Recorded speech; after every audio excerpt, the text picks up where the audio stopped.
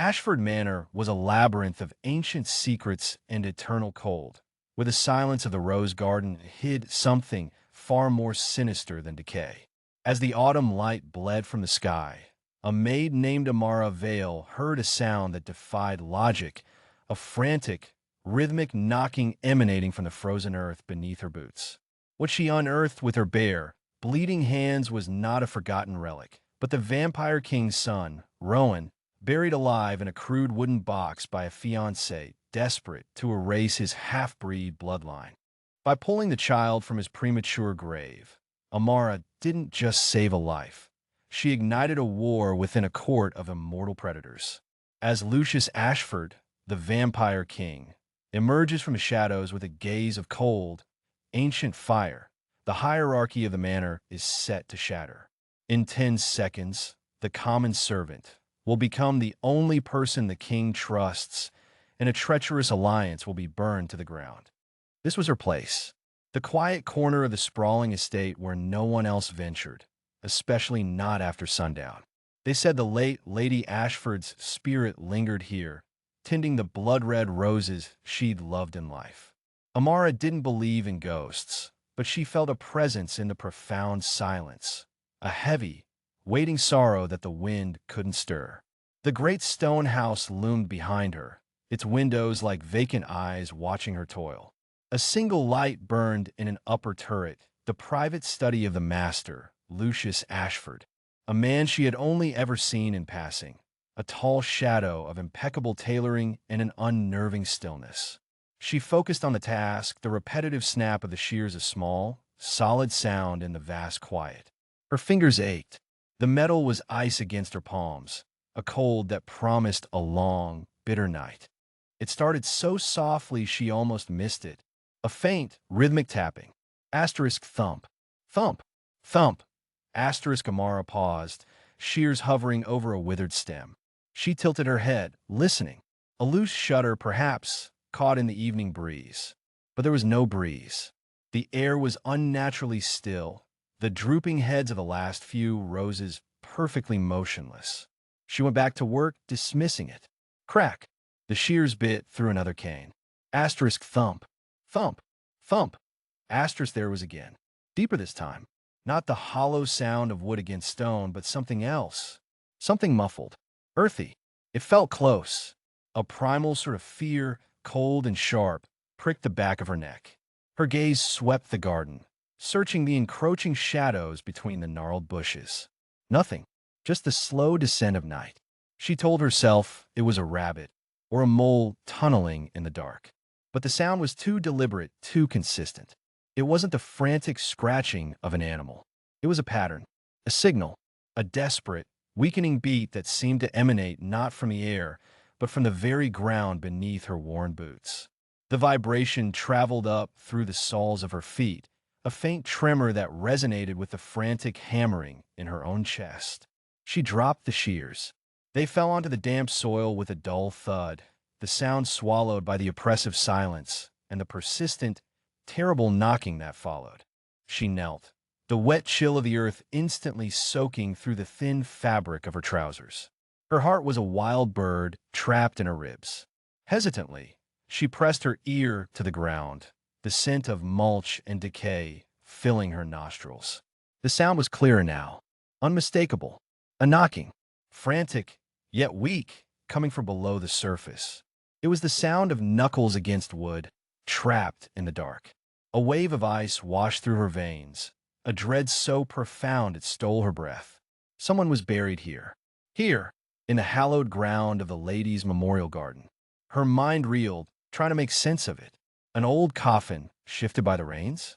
A terrible, forgotten secret of the estate? But the knocking was fresh. It was happening now. Panic gave way to a surge of adrenaline, a desperate, instinctual need to answer the plea. Her gloves were useless now. She ripped them off, tossing them aside, and began to dig. Not with a trowel, but with her bare hands, clawing at the cold, clumping soil. The dirt was unforgiving, packed and dense, scraping her skin, forcing its way under her nails. The effort made her grunt, her breaths coming in ragged, painful gasps. She didn't care. The only thing that mattered was the fading rhythm from below. Thump, thump, it was slowing down. Weaker. A sob caught in her throat. I'm coming, she whispered, the words a raw puff of steam in the air. Hold on. I'm coming. Her fingers, numb and bleeding, struck something hard. Wood. Splintered and rough. She frantically cleared the remaining earth away, revealing the top of a small, crudely made box. It was no bigger than a travel trunk, stained dark with the moisture of the soil. There were no markings, no handles, just rough-hewn planks nailed together in haste. The knocking had stopped. A silence descended that was more terrifying than the sound itself. A heavy, final stillness. No, she refused to accept it. She jammed her scraped fingers into the seam between the lid and the side, pulling with all her strength. The wood groaned in protest. A long, sharp splinter drove deep in her palm, but she barely registered the pain. She pulled again, her muscles screaming. With a final, wrenching crack, the lid gave way, splintering upwards. The air that rushed out was stale, cold, and carried the faint, sweet scent of lavender and something else, something metallic. Inside, nestled on a bed of dried flowers, lay a small boy. His hair was the color of spun moonlight, his skin so pale it looked like fine porcelain in the gloom. He wore a simple white sleeping gown. It was Rowan, Lucius Ashford's son, the boy who had supposedly been sent away to a special school for his frail health weeks ago. His eyes were closed, his small chest terrifyingly still. For a heartbreaking moment, Amara thought she was too late. The world tilted, a wave of nausea and grief washing over her. Then his eyelids fluttered. A tiny, almost imperceptible movement. A small, shuddering breath escaped his blue-tinged lips. He was alive. The relief that flooded Amara was so potent, so overwhelming, it almost brought her to her knees. She reached into the box, her hands trembling, and gathered the child into her arms. He was shockingly light, his small body cold against hers. She pulled him close, trying to chafe warmth back into his limbs, murmuring nonsense, words of comfort. As she stood up, clutching the fragile boy to her chest, a shadow fell over them. She looked up, blinking against the sudden glare of a lantern. Seraphina Dusk stood there, a vision of cruel perfection in a gown of silver silk that shimmered like ice. Her beauty was as sharp and cold as a shard of glass. Her eyes, the color of a winter sky, were not fixed on the rescued child, but on Amara. What have you done? Seraphina's voice was not loud, but it cut through the twilight air, smooth and deadly. Behind her, silent as wraiths, two of the household guards emerged from the shadows of the manor. Their polished boots made no sound on the manicured lawn. Amara opened her mouth to explain, to tell them about the knocking, but no words came. Seraphina raised a single, elegant hand, a blood-red stone on her finger catching the lantern light. She pointed directly at Amara. "Seize the murderess," she commanded, her voice ringing with absolute authority. She was trying to bury the evidence of her crime. The guards took a half-step forward, their movements synchronized and silent. The polished leather of their boots gleamed in the lantern light, predatory and final. Amara's arms tightened around Rowan, her own body a desperate, flimsy shield. The child's faint breath hitched against her collarbone, a tiny spark she would die to protect. Seraphina's smile was a sliver of triumph in the gloom. The world seemed to narrow to the space of a single, stolen heartbeat. Then the air changed. It grew heavy, cold, charged with a power that prickled the skin and tasted of ozone and old stone. A deeper shadow detached itself from the grand facade of the manor, a figure of absolute stillness that made the train guards look like clumsy boys. Lucius Ashford. "Touch her," he said, his voice a low vibration that seemed to come from the very earth beneath their feet, "and you will forfeit your hands."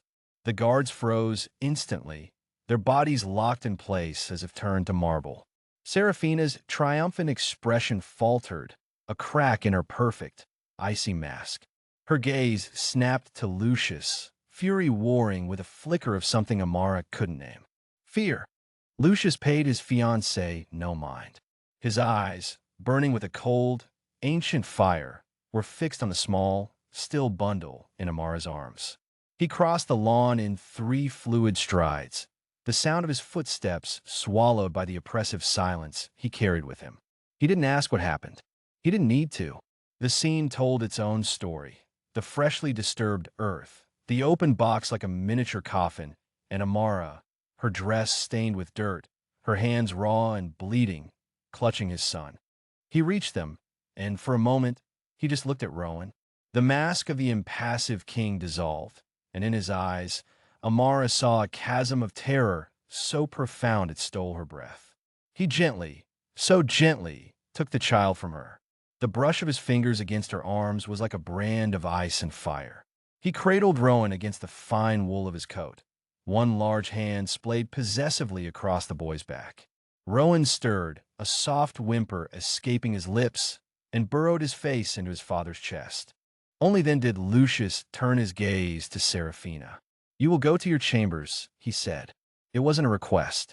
It was a damnation. "You will not speak to anyone. You will not leave. Do you understand me?" Seraphina's lips thinned into a bloodless line. "Lucius, that girl. She tried to kill him. I saw her. She was burying him." "I will deal with you later," Lucius stated, his voice dropping to a register that made the very leaves on the nearby rose bushes tremble. He turned his back on her, a dismissal more profound than any shout, and looked at Amara. "Come with me." He began walking toward the manor, not waiting to see if she followed. She did, her legs unsteady, her mind a numb buzz of shock and adrenaline. The guards parted for them like wraiths, their faces pale and impassive. Amara could feel Seraphina's stare burning into her back, a promise of future torment. The journey through the manor was a blur of polished wood and disapproving portraits. The ancestral Ashfords, captured in oils and stern expressions, seemed to follow her with their painted eyes, condemning her presence. The air was thick with the scent of beeswax and old secrets. Lucius didn't take her to the servants' quarters or to the kitchens. He bypassed the grand staircase, the drawing rooms, the library. He led her down a long, quiet corridor she had only ever been permitted to dust, a wing of the house that was his and his alone. He stopped before a door of ancient, dark oak, banded with iron. He pushed it open, and a wave of warmth and a scent she would forever associate with him washed over her. Old leather, sandalwood, and the faint, clean smell of rain on stone. His private study was a sanctuary. Bookshelves soared to the ceiling, crammed with volumes bound in leather and gold leaf. A fire crackled in a hearth large enough to stand in, casting dancing shadows across a massive desk littered with maps and scrolls. A decanter of amber liquid caught the firelight, glowing like a trapped sunset. He strode to a worn leather Chesterfield sofa near the fire and laid Rowan down upon the cushions with the reverence of a priest placing a holy relic upon an altar. He stripped off his coat, tossing it aside, and knelt beside his son, his movements deft and sure as he checked the boy's pulse, his breathing. Amara stood awkwardly by the door, dripping soil onto a priceless Aubusson rug. She felt like a stray dog brought in from a storm, filthy and out of place. Her hands began to sting, the adrenaline fading to reveal the angry, torn flesh of her palms and the dirt ground deep into the crescents of her nails. "Tell me," Lucius commanded without looking up from Rowan. His voice was soft now, but it held an edge of tempered steel. "Everything." Her own voice was a hoarse whisper. She told him about the faint sound, the knocking that no one else seemed to hear, the feeling of wrongness, of a life being smothered. She described her frantic search, her hands scrabbling at the soft earth beneath the weeping willow, the sickening thud as her fingers hit wood. She faltered, the memory threatening to overwhelm her. I didn't have a shovel," she whispered, looking at her own wrecked hands as if they belonged to someone else. "I just dug." At that, Lucius finally looked at her. His gaze traveled from her pale, tear-streaked face down to her hands. He stood, crossed the room in 2 strides, and took one of her hands in his. His touch was surprisingly gentle, his long, cool fingers tracing the raw skin. A muscle worked in his jaw. He said nothing, but a current passed between them, an understanding that went deeper than words. He saw the proof of her story written in her own flesh. A sharp rap on the door broke the spell. It swung open before Lucius could answer, and Seraphina swept in, her silver gown rustling like whispers of malice. Her face was a mask of cold fury. "You would take the word of a common servant over mine?" she demanded, her voice tight with rage. "Your betrothed? She is a lying, manipulative little whore who—" "Get out," Lucius said. His back was to her. His attention returned fully to Rowan, but the power in his voice cracked like a whip. "I will not." Seraphina's voice rose, shrill and unbecoming. "That thing on your sofa is an embarrassment to your lineage. A half-breed mistake. I was doing you a favor. With him gone, our children, our pure-blooded children, would have an undisputed claim. No one would question your legacy." Amara felt the blood drain from her face. Half-breed. The word hung in the air, ugly and venomous. She looked from Seraphina's contorted face to the small, pale child on the sofa. Lucius turned around so slowly that every micro-movement seemed to stretch for an eternity. The calm fury had vanished, replaced by something utterly devoid of warmth. It was the dispassionate cold of a starless, winter night. He didn't raise his voice. He didn't have to. "You will leave my home," he said, the words falling like chips of ice. "Pack your things. My guards will escort you to the edge of my lands. If you ever set foot on them again, I will not be so courteous. Our engagement is broken." Seraphina paled, her carefully constructed composure shattering. "You can't. The council, my family, the alliance. I can—" Lucius interrupted, his voice absolute. "And I have. Now." He gestured to the door with a finality that brooked no argument. "Out." For a moment, Seraphina looked as if she might argue further, but she saw something in his eyes that made her take a step back. A raw, ancient promise of violence. With a strangled cry of fury, she turned and stormed from the room, slamming the heavy oak door behind her. The silence that descended was profound, broken only by the crackle of the fire and Rowan's shallow breathing. Lucius ran a hand over his face, a gesture of profound weariness that seemed to age him centuries in an instant. He walked to a small cabinet and returned with a basin of warm water, clean linens, and a jar of pungent salve. He set them down on the table beside Amara. "Your hands," he said, his voice quiet again. She was too stunned to protest. She let him guide her to a chair, where he knelt before her and began to clean the dirt and grime from her torn palms. His touch was methodical, impersonal, yet the intimacy of the act sent a tremor through her. No one had ever shown her such care.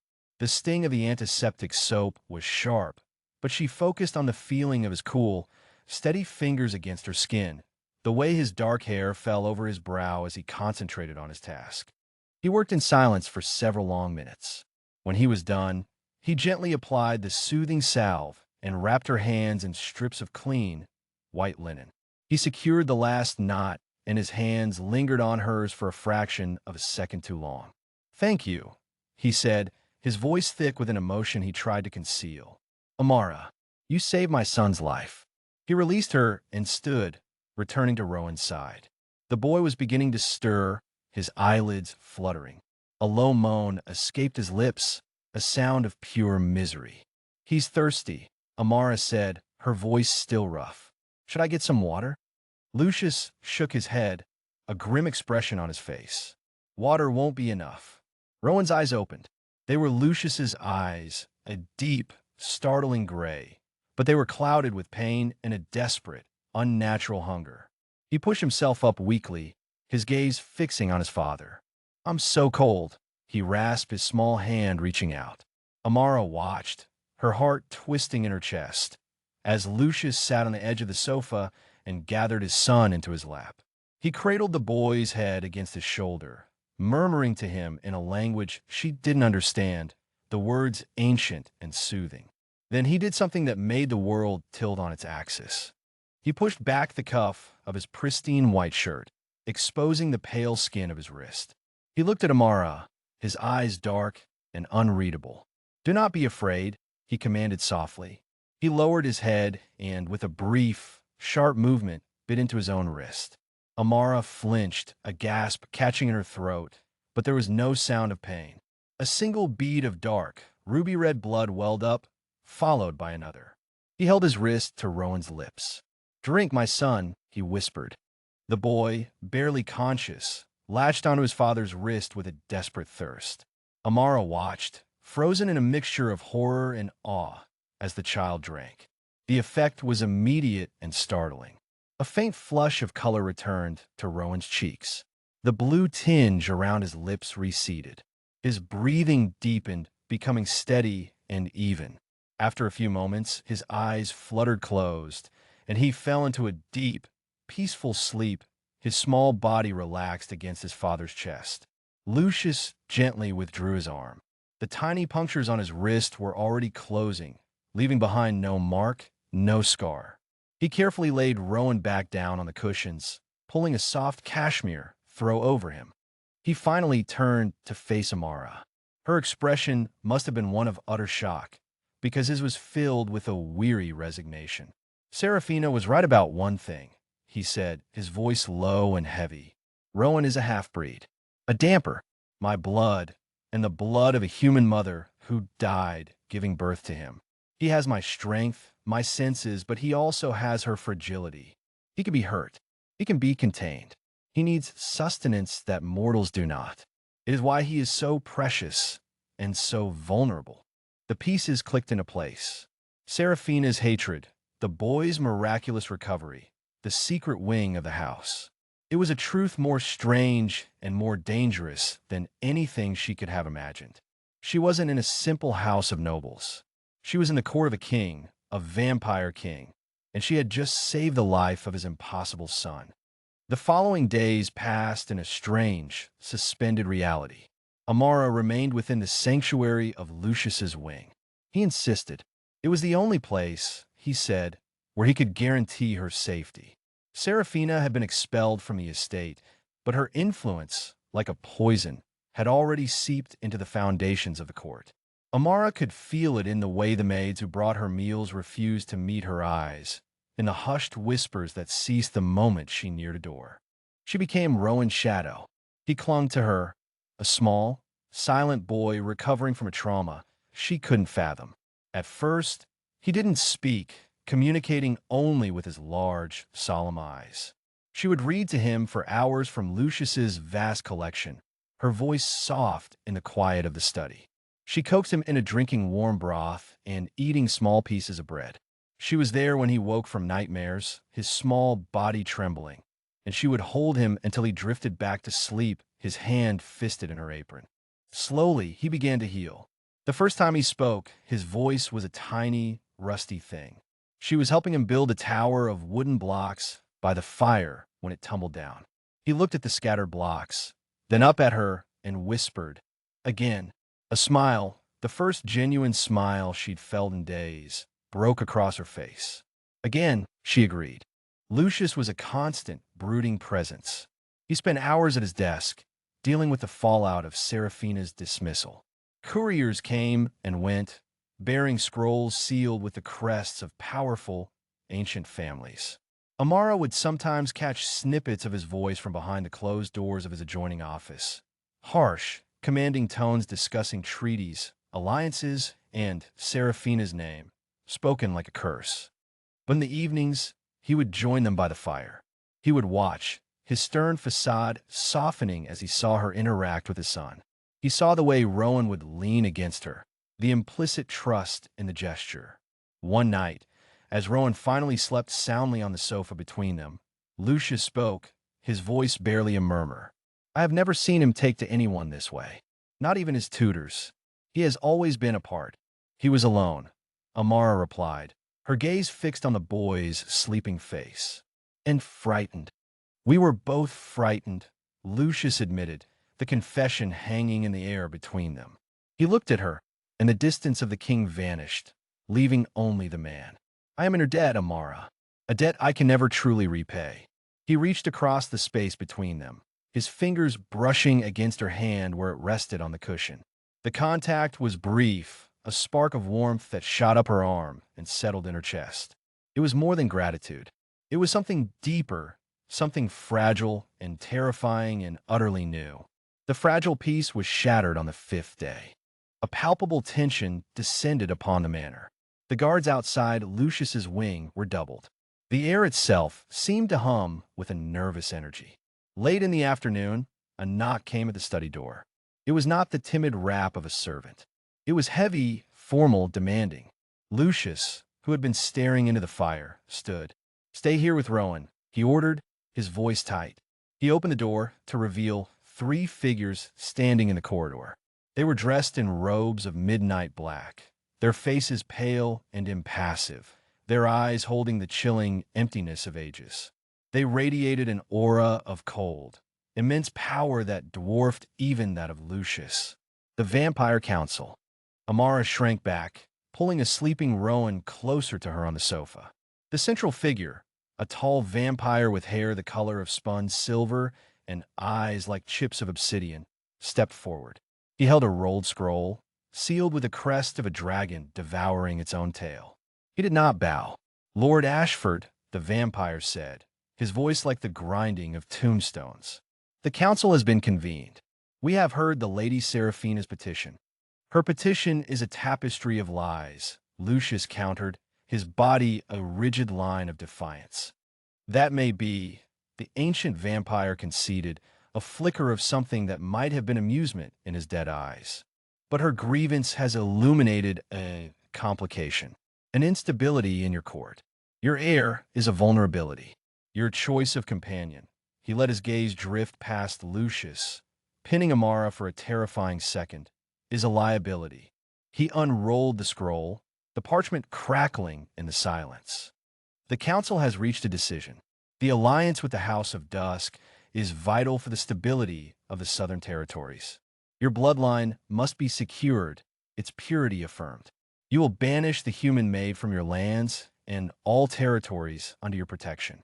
You will then proceed with your union to the Lady Seraphina, as arranged." Lucius stood as still as stone, his face an unreadable mask. "And if I refuse?" The silver-haired vampire's lips curled into a faint, cruel smile. "The council cannot force a king to marry, but we can unmake a king who places his personal sentiment above the security of our kind. You have a choice, Lucius Ashford, your crown or the maid." The air in the grand hall grew thin, stretched taut like a drum skin. Amara felt each beat of her own frantic heart against it, a desperate, lonely rhythm in the crushing silence. The elder's words, "asterisk your crown," or "the maid asterisk," were not a choice. They were a sentence. She was a weight, a stone tied to Lucius's neck, dragging him down into the political abyss. She saw her future spool out in a horrifying instant. A carriage in the dead of night, a handful of coins, a life spent looking over her shoulder, the memory of him a fading, painful warmth. Her hands, hidden in the folds of her skirt, were slick with a cold sweat. Lucius did not look at her. He kept his gaze fixed on the ancient vampire, a king assessing a rival. A slow, deliberate breath expanded his chest. When he spoke, his voice was not the heated counter of a lover, but the cold, measured tone of a ruler. "You misunderstand the nature of the choice, Lord Valerius," Lucius said, the name dropping into the hall like a chip of ice. "This is not about sentiment. It is about strength." He took a half step to the side, a subtle, fluid movement that partially shielded Amara from the council's view. "You speak of stability. You speak of pure bloodlines. Yet you would have me bind myself to a house whose matriarch murders children to advance her station." Seraphina let out a theatrical gasp, a hand flying to her throat. "Lies! Slander from a desperate man and his human pet. Is it?" Lucius's voice cut through her performance like steel. He turned his head slightly, his silver eyes finding Amara's for a fraction of a second. It wasn't a look of pleading or passion. It was a command. "Trust me." The unspoken words steadied the tremor in her knees. He then addressed the council member again. You want to see the security of my court? You want to affirm my bloodline? Then you will witness a trial, not of my worthiness, Valerius, but of hers. His hand, elegant and deadly, swept out to point directly at Seraphina. The air crackled. The assembled vampires, statues until this moment, shifted, their ancient silks rustling like dry leaves. Valerius's dead eyes narrowed. A trial is unprecedented. These are unprecedented times, Lucius countered smoothly. And I am still king of this domain. My son, my heir, was poisoned. An attempt was made on his life by the very woman you wish to make my queen. I will have justice. Here, now, or the alliance with the House of Dusk will be severed not by my choice of companion, but by my execution of their treacherous daughter for high treason. The threat hung in the air, potent and absolute.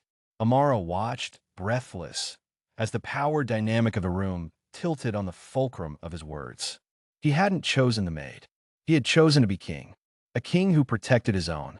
Seraphina's mask of composure began to crack. A faint, high-pitched sound of outrage escaped her lips. This is absurd. You have no proof. Only the word of a servant girl who has clearly bewitched you with her common charms. We have more than her word, Lucius said, his voice dropping to a dangerous calm. He gave a sharp, almost imperceptible nod. From the shadows near the great hall's entrance, two of Lucius's personal guard emerged. They were not carrying weapons. Between them, they guided a small, shaking figure. Eliza, one of the kitchen maids, her face pale as milk, her eyes wide with terror. Amara's breath hitched. Eliza was the one who had served Rowan his milk that night. Eliza, Lucius said, his tone softening just enough to be heard as gentle. Tell the council what you told me. Tell them who gave you the vial of silverwood extract. Tell them whose signet ring you saw when she pressed it into your hand. Eliza's gaze darted from the impassive face of Lord Valerius to the murderous glare of Seraphina. She trembled like a leaf in a gale. Amara felt a surge of empathy so strong it was dizzying. She knew that fear, the terror of being a small, breakable thing in a room full of ancient predators. Seraphina took a menacing step forward. The girl is lying. She's been coerced. Silence her, Valerius commanded, not to Lucius, but to Seraphina. His voice was flat, devoid of emotion. It was a test. Seraphina's eyes blazed with triumph. This was permission. This was power. She moved toward Eliza, her hand raised, the jewels on her fingers catching the torchlight like cruel, hungry eyes. But Amara was already moving. She didn't think. Her body acted on an instinct deeper than fear. She crossed the space between them in 3 quick strides, planting herself directly in front of the terrified kitchen maid. She faced Seraphina, her own body a fragile, human shield. No, Amara said, her voice shaking but clear. You will not harm another innocent person in this house. Seraphina stopped, her beautiful face contorting into a mask of pure venom. You, she spat, the word dripping with a century of aristocratic disgust. A little human gnat. You dare to stand in my way. She is not a gnat. Lucius's voice boomed, echoing from the stone walls. He was suddenly there, a blur of motion, standing at Amara's side. The sheer force of his presence was a physical thing, pressing back against Seraphina's rage. She is a witness to your crime. Lord Valerius watched the scene with an unnerving stillness, his head tilted slightly. He was not watching a trial for justice. He was watching a predator gauge the strength of another. The maid speaks, he said, his voice scraping the silence. Let us hear the proof. All eyes fell on Eliza. The girl, shielded by Amara, finally found her voice. In a small, quavering whisper, she recounted the meeting in the darkened corridor, the glint of the Dusk family crest on a ring, the threat against her own family if she refused. Every word was a nail being hammered into Seraphina's coffin. When she finished, a profound silence descended. The great tapestries on the walls seemed to absorb all sound.